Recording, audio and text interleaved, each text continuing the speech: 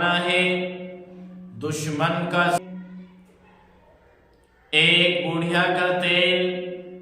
ایک بوڑھی اماں کا تیل زمین پر گر گیا، زمین نے اس کو پی لیا۔ جیسا کہ آپ حضرات کو معلوم ہے کہ زمین کی خاصیت ہے، لوگوں، بزرگوں، نوجوانوں، بوڑھیا کی، بوڑھی اماں کی ایمانی فراست دیکھیے، اور کتنے عدل و انصاف والی حکومت ہوگی کہ بھیڑیا اور بکری ایک ہی گھاٹ پر پانی پی لیا کرتے تھے۔ بوڑھی اماں، بوڑھیا اپنا مقدمہ لے کر امیر المؤمنین حضرت عمر فاروق رضی اللہ عنہ کے پاس گئی اور زمین کے تیل چوش لینے کی شکایت کی۔ حضرت عمر فاروق رضی اللہ عنہ نے کاغذ کے ایک ٹکڑے پر کچھ لکھ کر بوڑھی اماں کو دے دیا اور بوڑھی اماں سے کہا کہ اے بوڑھی اماں، اس کاغذ کے ٹکڑے کو لے جاؤ اور جہاں پر تمہارا تیل گرا ہے اس کاغذ کے ٹکڑے کو وہاں پر رکھ دو۔ وہ بوڑھی اماں، وہ بوڑھیا وہ کاغذ کا ٹکڑا لے کر کے گئی۔ جیسے ہی گئی اور بوڑھی اماں، جہاں بوڑھی اماں کا تیل گرا تھا وہ کاغذ کا ٹکڑا وہاں پر رکھا، جیسے ہی وہ کاغذ کا ٹکڑا وہاں پر رکھا گیا تو فوراً زمین لرز گئی، زمین کانپنے لگی، زمین نے تیل کو فوراً اگل دیا۔ لوگوں نے بڑا تعجب کیا کہ کیا ماجرا ہے، کہ کیا جادو ہے۔ لوگ بڑے حیران ہوئے جب اس کاغذ کے ٹکڑے کو کھول کر کے دیکھا تو اس کاغذ کے ٹکڑے کے اندر لکھا ہوا تھا، کیا لکھا ہوا تھا اس کاغذ کے ٹکڑے کے اندر؟ اس کاغذ کے ٹکڑے کے اندر یہ لکھا ہوا تھا، اے زمین یا تو بوڑھی اماں کا تیل واپس کر دے، اے زمین یا تو بوڑھی اماں کا تیل واپس کر دے، ورنہ میں تیرے اندر کسی بے نمازی کو دفن کروں گا۔ میرے عزیزو، زمین اس قدر ڈرتی ہے بے نمازی سے۔ اندازہ کیجئے دوستو، اندازہ کرو کہ جب بے نمازی سے زمین اس قدر ڈرتی ہے کہ کہیں میرے اندر کسی بے نمازی کی وجہ سے، کہ کہیں میرے اندر کسی بے نمازی کی وجہ سے، کسی بے نمازی کی وجہ سے جہنم کی حرارت، دوزخ کی آگ، دوزخ کی گرمی، جہنم کی گرمی، دوزخ کی حرارت نہ آ جائے تو ہمیں کتنا ڈرنا چاہیے۔ ایک موقع پر اللہ کے نبی صلی اللہ تعالی علیہ وسلم نے فرمایا، لا سہم فی الاسلام لمن لا صلاۃ، اسلام میں اس کا کوئی حصہ نہیں جو نماز نہیں پڑھتا، اسلام میں اس کا کوئی حصہ نہیں جو نماز نہیں پڑھتا۔ لا سہم فی الاسلام لمن لا صلاۃ، اس کا کوئی حصہ نہیں جو نماز نہیں پڑھتا۔ آج ہم کتنی نمازوں غائب کرتے ہیں اور ہمیں احساس تک نہیں ہوتا کہ میری نماز چھوٹ رہی ہے، میری نماز ترک ہو رہی ہے۔ لا سہم فی الاسلام لمن لا صلاۃ۔ میرے عزیزو، اور ایک حدیث میں یہ بھی ارشاد ہے، لا دین لمن لا صلاۃ لہ انہا موضع الدین کا موضع الراس۔ ترجمہ، اس شخص کا، اس آدمی کا، اس اللہ کے بندے کا دین نہیں جس کی نماز نہیں، اس لیے کہ نماز کا مقام، اس لیے کہ نماز کا درجہ، اس لیے کہ نماز کا مرتبہ دین میں ایسا ہے جیسا کہ سر کا مقام بدن میں ہی، یعنی جس طریقے سے انسان، آدمی سر کے بغیر زندہ نہیں رہ سکتا، اسی طریقے سے نماز کے بغیر دین باقی نہیں رہ سکتا، دین زندہ نہیں رہ سکتا۔ یاد رکھے اس کا ایمان ہمیشہ خطرے میں ہے، یاد رکھے اس کا ایمان ہمیشہ خطرے میں رہتا ہے۔ جو انسان، جو اللہ کا بندہ، جو آدمی نماز کا پابند نہیں ہوتا، اس کا ایمان کا خطرہ ہے کہ وہ کسی وقت بھی آ کر کے شیطان کے مکر و فریب میں آ کر کے، شیطان کے چھڑے میں آ کر کے، شیطان کے وسوسے میں آ کر کے، شیطان کے دھوکے میں آ کر کے، شیطان کے مکر و فریب میں آ کر کے کفر شرک کی وادی میں پھٹک جاتے۔ میرے محترم بزرگوں، نوجوانوں، ہائے افسوس، افسوس کی بات ہے، ہائے افسوس آج ہمارے دلوں سے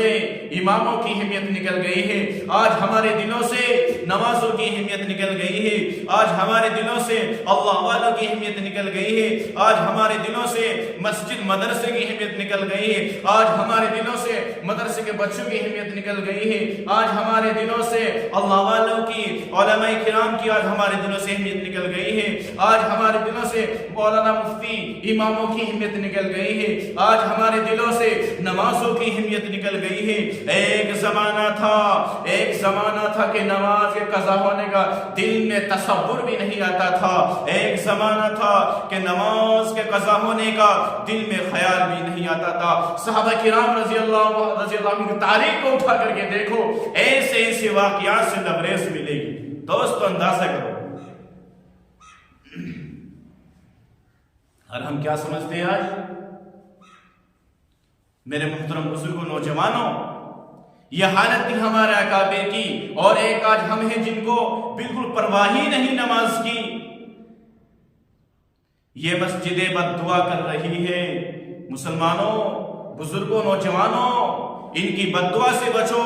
ورنہ ہلاک و برباد ہو جاؤ گے۔ اگر تم مسجد کو آباد کرو گے تو اللہ تمہارے گھر کو آباد کرے گا، اگر تم مسجد کو آباد نہیں کرے گے، تم مسجد کو برباد کرے گے تو اللہ تمہارے گھر برباد کرے گا۔ ان کی بد دعا سے بچو، ورنہ تم ہلاک و برباد ہو جاؤ گے۔ ایک ہفتہ ہو جاتا ہے نماز نہیں پڑھتے، ایک مہینہ ہو جاتا ہے نماز نہیں پڑھنے آتے، 3 ہفتے میں 1-2 دن نماز پڑھنے آتے، ایک مہینے میں 2-3 دن نماز پڑھنے آتے، اور باقی وقت سارا نوزائی کر دیتے ہیں۔ جمعہ بھی کبھی پڑھا، کبھی نہیں پڑھا، کبھی چھوڑ دیا۔ قیامت کے دن اللہ کے نبی کی حدیث، اللہ کے نبی نے فرمایا کہ قیامت کے دن سب سے پہلے نماز کا حساب ہوگا۔ جس کی نماز اچھی نکل آئی اس کے باقی اعمال بھی اچھے نکل آئیں گے، اور جس کی نماز خراب نکل آئی اس کے باقی اعمال بھی خراب نکل آئیں گے۔ میرے محترم بزرگوں، دوستو، جانور بھی اللہ سے ڈرتے تھے، اللہ کی مخلوق، ہر مخلوق ڈرتی تھی اللہ سے۔ اونٹ کا نبی کے ساتھ باتیں کرنا، ایک صحابی اللہ کے نبی صلی اللہ تعالی علیہ وسلم سے شکایت کی، ایک صحابی نے اللہ کے نبی سے شکایت کی، یا رسول اللہ صلی اللہ تعالی علیہ وسلم، میں ایک مزدور آدمی ہوں، میں دن بھر کام کرتا ہوں، میں دن بھر مزدوری کرنے جاتا ہوں، میں دن بھر اپنے اونٹ کے ساتھ کام کرنے جاتا ہوں، لیکن جب رات ہوتی ہے، جب رات کا وقت ہوتا ہے، جب شام کا وقت ہوتا ہے، جب شام کے وقت ہم کام سے فارغ ہو کر کے گھر آتے ہیں تو یہ میرا اونٹ ایسی بھیانک آواز نکالتا ہے، یہ میرا اونٹ ایسی بھیانک آوازیں نکالتا ہے کہ میری نیند ٹوٹ جاتی ہے، میں بیدار ہو جاتا ہوں، مجھے نیند نہیں آتی۔ یا نبی اللہ، وہ بار بار اسی طرح چیختا ہے، اے اللہ کے نبی، وہ بار بار اسی طرح کے آوازیں نکالتا ہے، یا نبی اللہ مجھے نیند نہیں آتی۔ اللہ کے نبی نے فرمایا، اللہ کے نبی نے ارشاد فرمایا کہ اونٹ کو میرے پاس لاؤ، میں اس سے معلوم کروں گا کیوں وہ ایسی حرکت کرتا ہے، کیوں بار بار اس طرح بولتا ہے، میں اونٹ سے معلوم کروں گا۔ وہ صحابی اونٹ کو لے کر کے اللہ کے نبی کے پاس گئے، اللہ کے نبی کی خدمت میں حاضر ہوئے، اور رحمت للعالمین نے فرمایا، اللہ کے نبی نے اونٹ سے فرمایا کہ اے اونٹ، جب تیرا مالک تجھ کو کھلاتا ہے، تجھ کو پلاتا ہے، تیری سیوا کرتا ہے، تجھے اچھی طرح رکھتا ہے، تو پھر تو کیوں اپنے مالک کو پریشان کرتا ہے؟ کیوں تو اس کو رات کو سونے نہیں دیتا؟ کیوں تو اس کو پریشان کرتا ہے؟ کیوں نہیں سونے دیتا؟ کیا معاملہ ہے؟ اللہ نے اونٹ کو زبان دی، جب اللہ نے اونٹ کو زبان دی تو اونٹ نے اللہ کے نبی کو سلام کیا، السلام علیکم، پھر عرض کیا، یا رسول اللہ صلی اللہ تعالی علیہ وسلم، یہ میرا مالک ہے، یہ دن بھر کام کرتا ہے، یہ دن بھر مزدوری کرتا ہے، میں بھی اس کی اطاعت میں کام کرتا ہوں، یعنی میں بھی اس کے ساتھ کام کرنے جاتا ہوں، لیکن جب رات ہوتی ہے، جب شام کے وقت ہم گھر آتے ہیں، جب شام کے وقت کام سے فارغ ہو کر کے ہم گھر لوٹ آتے ہیں، جب شام کو سوتے ہیں، تو یہ میرا مالک بغیر عشاء کی نماز پڑھے سو جاتا ہے، میں اسی مکان میں موجود ہوتا ہوں، مجھے اللہ کا خوف ہوتا ہے، مجھے اللہ کا ڈر ہوتا ہے کہ کہیں اللہ تیری پکڑنے کر لے، مجھے اللہ کا ڈر ہوتا ہے کہ کہیں قیامت کے دن اللہ میری پکڑ نہ کر لے، کہ اے اونٹ، تیری برابر میں ایک بے نمازی سو رہا تھا، ایک بے نمازی سو رہا ہے، تو نے اس کو نماز کے لیے بیدار کیوں نہیں کیا؟ تو نے اس کو نماز کے لیے کیوں نہیں جگایا؟ کیوں نہیں اٹھایا؟ میرا آقا صلی اللہ تعالی وسلم، میں بار بار اس لیے بولتا ہوں، میں بار بار اس لیے چیختا ہوں، اس لیے چنگھاڑتا ہوں، تاکہ میرا مالک بیدار ہو کر